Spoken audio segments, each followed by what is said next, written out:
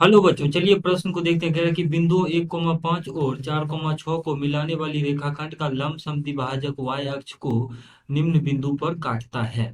तो दिए गए प्रश्न के लिए हमारे पास जो मुख्य अवधारणा है, यदि हम इस प्रश्न के लिए मुख्य अवधारणा देखें तो अगर मान लेते हैं दो बिंदु है। पहला बिंदु है जिसका निर्देशांक x1, y1 है, और दूसरा इसको मिलाने वाली बिंदु बी है x2, y2।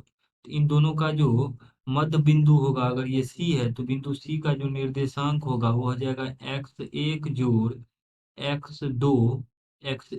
x2 comma y1 जोड़ y2 तो ये हमारे पास बिंदु सी का निर्देशांक होता है जब बिंदु सी ए और बी का मध्य बिंदु है। तो देखिए प्रश्न में यहाँ पर दे रखा है कि ए बिंदु मान लेते हैं, इसका निर्देशांक 1,5 है, और दूसरा बिंदु बी है जिसका निर्देशांक 4,6 है, और इसका लंब समद्विभाजक ये दिया गया है।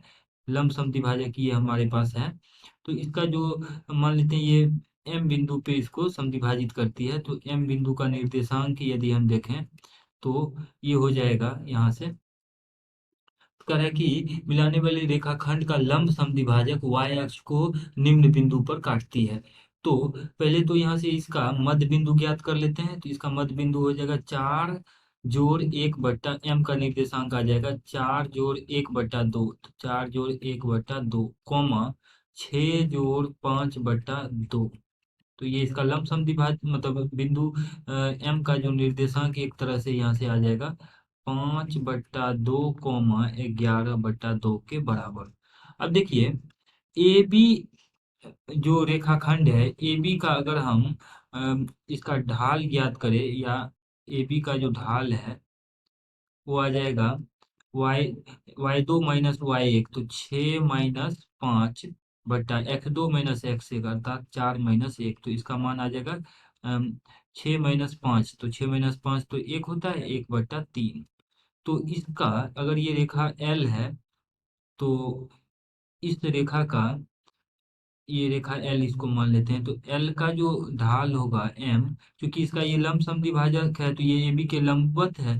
तो इस दोनों अगर इस रेखा का ढाल हम M मान लेते हैं तो M गुना 1/3 जो है वो -1 के बराबर हो जाएगा। तो रेखा L का ढाल M आ जाएगा इस प्रकार से -3 के बराबर।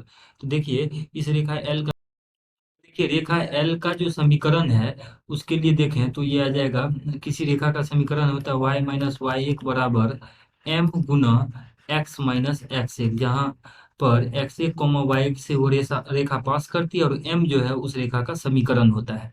तो देखिए यहाँ पर जो रेखा L का जो ढाल है या प्रवणता है वह m बराबर -3 है। तो m बराबर -3 रख देते हैं तो समीकरण हो जाएगा y - y1। तो बिंदु जो है वह है 11/2 y1। तो y - 11/2 बराबर m, यानी -3 गुना x - x1। तो x1 का मान यदि आप देखें तो यहाँ से 5/2 हो जाएगा, तो -5/2। इसको सरल कर लेते हैं। अब देखिए कह रहा है कि यह y अक्ष को किस बिंदु पे काटेगी। तो y अक्ष पर x निर्देशांक शून्य होता है, तो x बराबर शून्य हो जाएगा। जब x बराबर शून्य रखेंगे तो आ जाएगा y - 11/2 बराबर x तो शून्य हो गया, तो -3 गुना शून्य शून्य, जोड़ 5 × 15/2। सरल करेंगे तो y बराबर आ जाएगा 15/2 जोड़ 11/2, तो ये आ जाएगा 26/2 के बराबर, जिसका मान 13 आ जाएगा।